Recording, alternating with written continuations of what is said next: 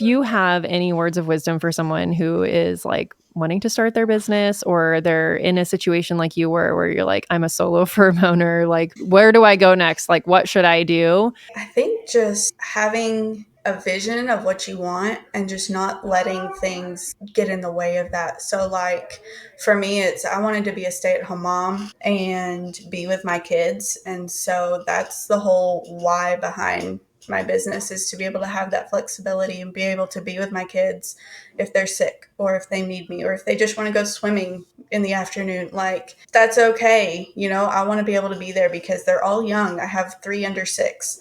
And so you don't get that time back. And so I think just trying to be there with your kids and prioritizing the times that you do get for work. So work is work, and, time blocking is very helpful. Mm-hmm. And just staying mindful of all of that too.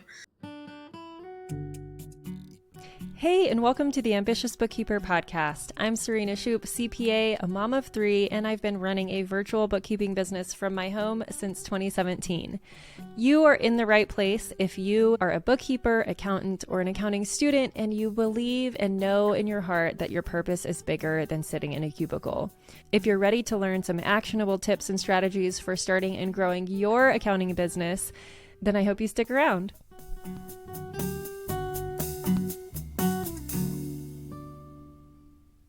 Welcome back to the Ambitious Bookkeeper podcast. I am Serena Shoup, your host, and today I am talking with Corrie Scott, the owner of Taylor Made Bookkeeping Solutions. Welcome, Corrie. How are you?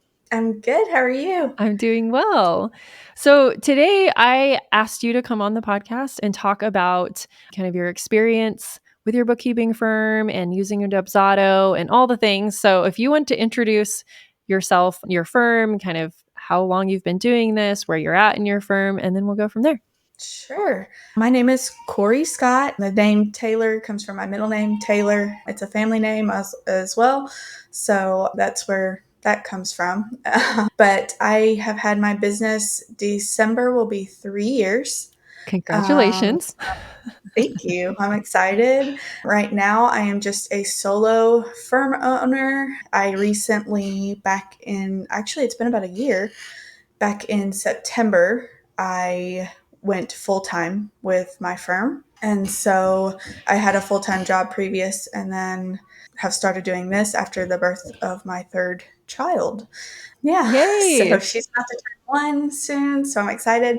But I have 22 clients. So that's where we're at. I am from Tennessee, but I serve clients all over, from California to North Carolina, Illinois to Texas, just a random selection. They're everywhere, but it's awesome. Yeah, as do most of us, I think, a lot of listeners. It's so awesome to be able to like help so many clients across the US and not be bound by, your locality these days. Yes. Awesome opportunity that we have. Okay, so you're still a solo firm owner, which I wanted to highlight that because a lot of people listening, I'm sure, are like, I don't know how to become more efficient as a solo firm owner and like be able to manage all of, you're managing 20 some clients on your own, or do you have like a VA or any extra support? It's all you. So your extra support is maybe getting extra support at home and using software Yes. to automate. Automations and help from my mom. Yeah. Okay, so let's talk about that because I've been getting a lot of questions lately also about people being like, I listen to all these other podcasts and they talk about these like huge firms, and that's just not where I want to be, and B, not where I am. So can you please talk about what it's like to be a small firm owner, and especially a solo firm owner or micro firm or whatever you want to call yourself? So what has been one of the biggest like hurdles to that and how you've been able to overcome? Honestly, just automating as much as I could. At first, it was all of my proposals were like drafted in Canva, essentially, just using the same draft and changing it per client, and that got really tedious really quick. And so I was like, I can't keep doing this every time and updating the engagement letter. Like, I had the general thing, but then I would copy and Yeah. paste it into a Canva template to make it look a little bit nicer and more on brand and everything. And changing all of that per client. I mean, when you get past 10 clients and you are onboarding and doing all of the things, I mean, it's too much and too tedious to keep doing that. Yeah, especially So when you consider you're at 10 clients, but that was how many proposals? More than 10. oh yeah, there was a lot more than 10. No, I Exactly. did have a great conversion rate, but still there was a lot more than 10 proposals that went out during that time. And so, I mean, if you're doing like, let's see, I opened in December, so January of 2021, I think I had 5 consults a week because I got this massive referral from one of my friends. And she was like, my bookkeeper acquaintance is closing her shop down. And we worked out this deal for referrals. She couldn't take on anymore. And so she started sending them to me. She's the whole reason I got into this business in the first place. Okay. And so she started sending me those referrals, and it was just a lot at one time. And so managing all of those proposals and just, I mean, I'm brand new, so I'm just like figuring all of this out. Yeah. It was a little chaotic. Wow. Okay. So you were at 10 clients when you were like, I need a different system. Yeah, yeah. Okay. And I had tried, like when I first started, you know, you're overwhelmed with all of this tech and all of this software, and you're like, you should try this and you should try this. And so I've tried like a couple different website softwares, and I was just like, this is too much for me right now. Like, I don't have time to like do this. I don't have time to set it up. Yeah. And so I just put it on the back burner. And then it got to a point where I was like, yeah, I gotta automate some things, or I'm not going to be able to maintain any more growth really past. I think I figured out my cap was 12 clients where I was at. Yeah. Yeah. And for some people, it's going to be smaller depending on how many Mm-hmm. hours you have available to work. Cause my cap was at like 5 when I got to that point. I Yeah. was like, And okay. at that point too, I was working full time. I just found out I was pregnant with my third daughter. And so it was a lot. And I was like, I can't do anymore unless I automate some things and get some systems figured out so I can effectively do this and not get burnt out. Okay. So at that point, you were like, okay, I'm going to have to select a system. What was your process? Did you already like, you already knew you were going to use Dubsado and you just had to go all in, or what was that? I had used Dubsado before and I really liked the idea of it. I had checked out a couple others and just never went with it. The whole setup process was just like overwhelming at the point because I was like, I'm managing these clients, I'm doing all of this, momming, all the things. And so I just put it on the back burner. But then when I realized I needed it, I went back to the one that I liked more, and that was Dubsado. Okay. So, and I started trying to set up at least, I had a mock up proposal and I think I had the contract, and I think that was it as my first like basic setup. Okay. And then you got to a point, because we're here talking, where you decided to enroll in Dubsado Decoded. What drove you Yeah. to that decision? I think I was actually following you, and I think I saw either in an email or like a social media post or something about this Dubsado Decoded, and I was like, this is exactly what I needed at the time. And so I think it was like a launch special or something, and so I was like, perfect timing, jumped right in, and honestly has been like the best lifesaver that I can think of. I helped automate everything, has been amazing. Did you do the full course or just like the basic package where you're like, I just need one workflow? Which did you opt for? I think I did all of the basic like bookkeeping workflows setups, and I did I added on the cleanup one, Okay. but I don't think I did like the diagnostic or the extra Mm-hmm. ones. I think I just did all of the main bookkeeping ones and then the cleanup one because that was all that I needed at the time. But it's been wonderful. So what features are you using in Dubsado? Okay, so I use obviously the proposals, the contracts. I have updated to the workflows, and I actually got a client through tagging Dubsado in a story, and she she helped me move my scheduler to Dubsado as well. Awesome. And so I use the scheduler with the forms built in on my website. I use the workflows for just about everything. Obviously, contracts, additional services, amendments, and then the automations for all of that to just be sent with the emails and everything. Yeah. Recurring invoices, I do all my invoicing through there. Okay. So it's pretty much a one-stop shop. Yeah. Do you have it integrated with QuickBooks Online? I do. It integrates there. They've done the updates obviously with Stripe. And so I was using Stripe previously. So that was pretty seamless for everybody. And so, yeah, they just went on with Stripe. And so everything just kind of connects. And it's been wonderful because before entering all of my invoices in QuickBooks to do my own bookkeeping, I would have to manually just either do a sales receipt or, add the invoice myself and mark the payment. And so this also takes that out of the equation as well. When you set up your Dubsado, did you do it in like phases where you were like, okay, I'm just going to tackle this one part of my process? And how did you decide which one you were going to start with? I started with monthly because that's where most of my clients are coming in with either monthly or cleanup. And so I just started with the monthly because that was just the easiest workflow stream. Mm-hmm. And then I added in just a cleanup. And then I added in what happens when you need both, onboarding all the way through. All right.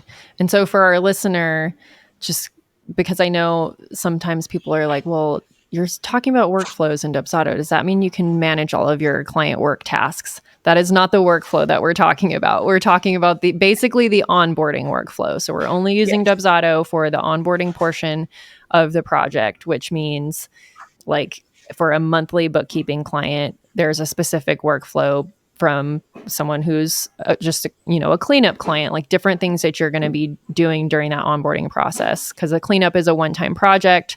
You're not going to roll them into monthly accounting. It's a different engagement letter. So that's why there's these separate workflows that we have set up in the program. So you decided to start with the monthly bookkeeping portion. And in that workflow, then it starts opening up all these other things like, are you using the intake form for like collecting documents? Mm-hmm. Okay. So you have the ability to, we can just kind of like talk about what that workflow looks like. Do you want to pull yours up? We don't have to screen share, but just to kind of like guide so people have an idea of like what exactly that workflow entails. I think it would be really helpful. Yeah. Let me get logged in here. I should have been logged in before, but that's all right. So while she's doing that, like I use it similarly. Like the program Dubsado Decoded pretty much mimics the workflow setup that I have for my firm as well, where there's a lead capture form, and that's what we call our interest form. Client facing, I call it an interest form, or prospect facing. It's like if you want to become a client, you fill out this interest form, and then it puts you in a funnel, basically a section of Dubsado that's like, okay, this person's interested. I get an email that's like, this person filled out this intake form. You need to go and evaluate whether or not you want to have them on a discovery call. At least that's how I have my process set up. People cannot book a discovery call with me directly because time is very valuable. And I want to be able to first make sure that they're willing to fill out a questionnaire. Filters out a lot of people that are going to just be tire kickers and waste my time. So that's where the process starts, at least for me. Is that how you have your setup as well? Yeah. So if a client is interested in bookkeeping services, they'll go to my website, they'll click, a link that'll take them to where they can make an appointment. I have this form embedded in the scheduler now. So they pick a time that works for them. And then it goes through, all of the prereq questions.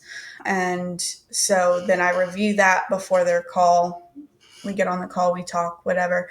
And then I do the proposal, and it will like go through each of these steps. So it will like remind me, hey, review this before X, or do you want to approve this proposal before it gets sent? And so once I'm done and I'm satisfied with how the proposal looks, I'll hit approve and it'll go ahead and send it. And then everything is scheduled. So I'll add the contract and it will go out as well once they go through the proposal. And then it will generate the invoice after they finish that. And then it goes to the next step of it'll send like a confirmation email, and then it will send an intake email. And so this will send the form that has like all of the sensitive stuff. So it has them give me access to their accounts, and they check the box once they've done that. I'll give them a Google Drive folder link, and they'll upload all their documents to that link. Any kind of statements or startup documentation, their logo, things that I might need, it's all there, and they check which ones they've uploaded so I can see. And then I have a fun little section at the bottom that just kind of tries to get to know them, Mm-hmm. which I really enjoy because you find out you have things in common with them, and it kind of gives you a better connection with your clients because you're able to tailor things to them a little bit better. Yeah, So we do the same thing, and that was born out of so side note, I'm like, this all sounds very familiar. And that's because we built this program based off of my workflows and like what I do with my clients too. And we use that section actually to source a gift box. And we use a company called Linden Square Co. And they curate customized boxes for each of our clients based on those answers. And so we send a book if they checked physical book that they like to read, and then like whatever colors they liked or coffee or tea, we include that in the box. And so like our clients are like, oh my gosh, this is so cool. As soon as they finished onboarding, they get that box. which I can vouch, the boxes are super cool because I joined her BBA course as well, Yes. and they're super cool. I love them. I think I it's received this like mysterious box, and I was like, I didn't order anything. What is this? And it was so cool. It was so sweet. yeah, they're amazing. And I'm just going to like plug them for a second. I'm not a shopper. I'm really not good at those kinds of things. And I know that about myself. And so that's why I work with these types of, like, I do the subscription clothing boxes for the same reason. Cause I'm like, I don't know what to wear. Like, Yeah.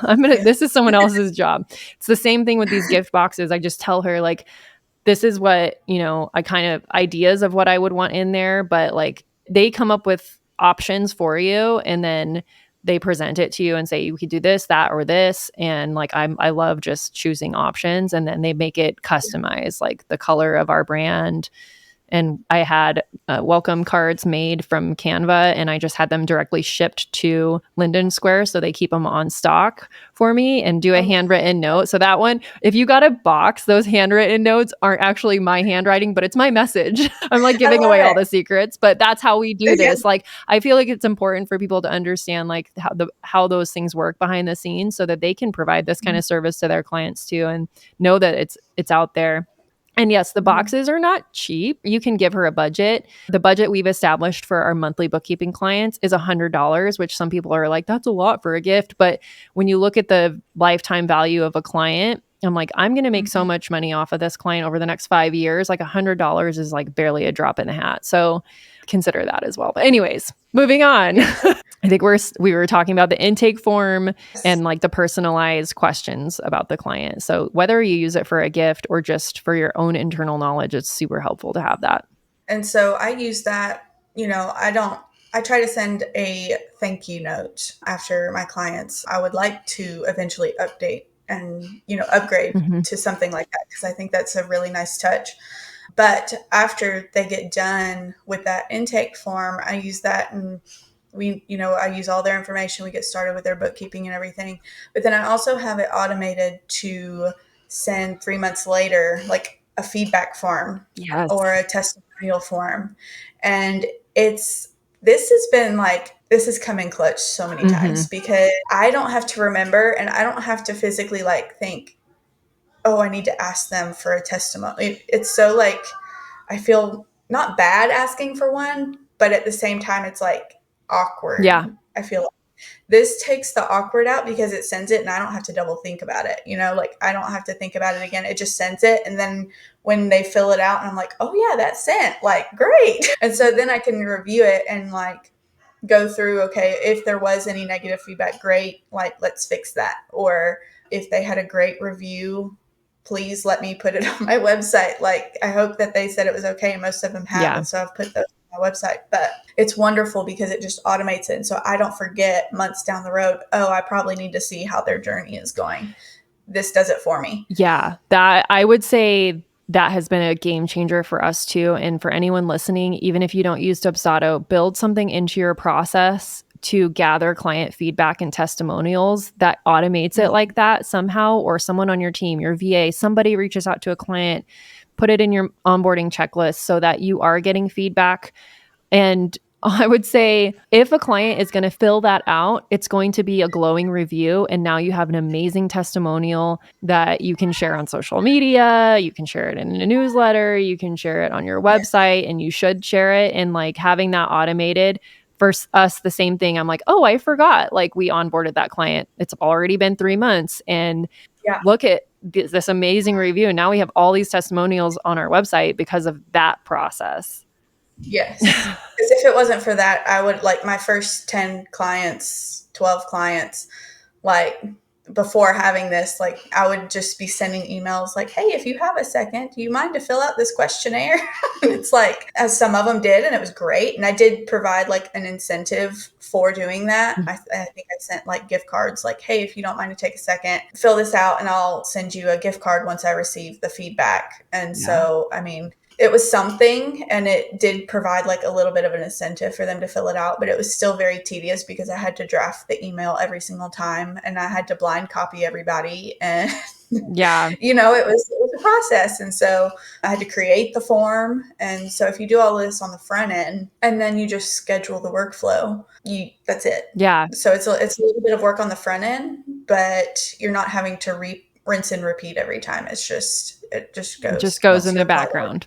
Yeah. Most of the time when those, because you get an email alert, the way our Dubsado is set up, and yours will be too if you go through this program, is it sends you an email that says like so and so filled out this form. So same with the intake forms. And so you're like, oh, you don't even realize like, oh, they've been with us for 3 months. Like they filled out this form, and then you get to see like this amazing glowing review in your inbox. And yeah, it just completely runs in the background. You don't have to approve that workflow or anything if you set it up that way.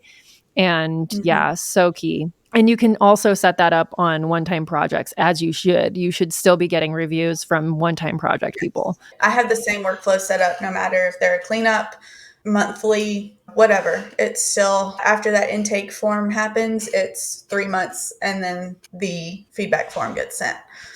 Okay, so let's talk like logistics of how you managed among 22 clients to implement a system like this in your free time, because that's Yeah, going to that be was someone's question, like how the heck am I going to have time to go through this program and set up my Dubsado? So how did you manage it? Well, I think too, it's all depending on your personality and your schedule, because I'm also the personality that like once I'm determined to do something, I'm going to finish it. And so like I started it and I was like, I've got to implement this. So it was like on my to-do list, like every day to do parts of it. Like I would set like a section, like I need to get the proposal all done. And so I would finish that.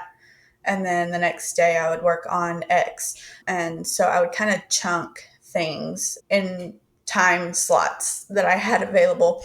I also work well late at night. So there's that. So when you're a mom and you've only got limited hours, you kind of make do with what you got. So, Yeah. but not everybody's schedules like that. So you might be able to fit it in the mornings, or like I would listen to the videos when I was busy doing something just so I could have it playing. And then whenever I could actually do the steps, I would go back and have it playing while I'm like working on Dubsado. And so that helped too, because I was already familiar with the video, and then I would go back through. And if I was in a time crunch, like I think there was one time I was onboarding while I was going through the course. And so I like skipped a couple videos to get to where I needed to go so I could finish that workflow. Yeah. That way it wasn't like a funky flow for that client. I could just start it and keep going. Yeah. So, and it does actually help if you are setting it up while you're onboarding a client, because, I mean, you can get everything set up for them and then know exactly, oh, I don't like the way that this is flowing. I need to fix this. Yeah. Or I needed this information, so I need to add this next time, so I don't have to email them again. So you kind of get the feel of how to personalize it as you keep going. But yeah. Oh, that's so helpful to hear, like how different people implement programs and how you do manage to, like, if you really want it, you make time for it, and Mhm. scheduling time for it is really important in any type of project like this. That's like a back end thing, is like, it's important, so you have to schedule time for it and make the time, but it's for a finite time period. So it's like you just Yeah. sprint through it, get it done with, and then the That rewards was kind of are, my thing, was just like sprint through it, just get it done, because the sooner it's done, the sooner I can use it. And yeah. so that was kind of my thing, was like, do as much as you can and as, as little time frame, so that way it's done. And then, I mean, it's a big setup. That's why I didn't start off with Dubsado originally, because I had no idea where to start. I mean, it's just how to format the proposals Mhm. and the contracts and stuff. Like, all of that formatting with Dubsado Decoded was done. I just had to plug and play all of my information and my photos and my, the way I talked and things, but it was already like formatted and set up. Yeah. And so it took a lot of that guesswork out. So, like, the amount of time it would have taken to set it up myself versus going through something like Dubsado Decoded was like, it cut it down like drastically. Yeah, and the other option is to hire somebody to set it up end to end for you, but, like, first of all, that can cost you starting at, Oh, like, $4,000 for yeah. one, and then the other thing is, like, if you're not working with someone who already knows the bookkeeping process or has those templates ready for you, it's going to be even harder, because then you have to basically lay it all out for them and walk through your entire process with somebody. But in Dubsado Yes. Decoded, like, we give you the exact workflows because we know they work for us. And, like, all you have to do is customize it to your exact process. But, like, the bones of it should be similar. And there's going to be things in there that you're like, I didn't even know I was supposed to be doing this, like the testimonials. Exactly. And you don't have to think about it. It's just all there Yeah. laid out. So, yes, thank you so much for sharing your experience. And if you have any words of wisdom for someone who is, like, wanting to start their business, or they're in a situation like you were, where you're like, I'm a solo firm owner, like, where do I go next? Like, what should I do? That would be great to share with our listener.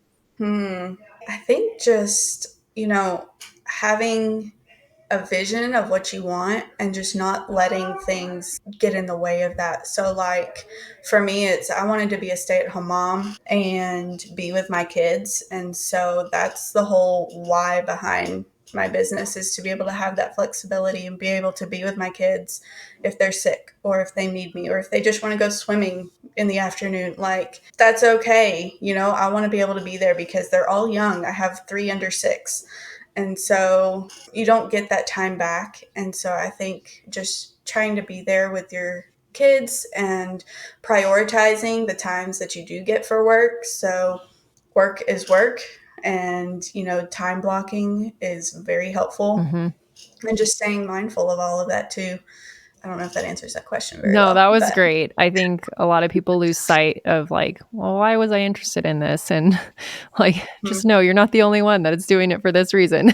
Yeah, You know? it gets overwhelming because you're so, like, you start this business and then everybody throws things at you. You should be doing this, you should be using that, you need to do this, and, but knowing your why, like, helps keep you grounded and keep your focus on your end goal and what you want to accomplish, and kind of helps feed out the noise of, I should be doing this, or I need to be doing that. Yeah. No, Especially what's your Yeah, especially as a solo firm owner, for someone like yeah. you and I, who is like, I mean, I talk about a firm, but I'm like, it's not huge. We have under 20 clients, but that's because I'm not trying to become a millionaire from my firm. Like, that's not my Yeah. goal. It could be someone else's. And in that case, you're going to have to build a really big one. But if you're listening to this and you're like, I was definitely interested in this solo firm conversation, like, this is how you do it without burning yourself out, hopefully, is implementing systems like Dubsado, so that we have so much amazing technology at our fingertips, but it is overwhelming. So, Yeah. thank you so much for spending the time with us today in your busy client load and mom life. I really appreciate Yeah. it. Thank you again so much. If someone wants to connect with you, where's the best place to do that? So you can find me at Taylor Made BKS on Instagram, or .com is my website.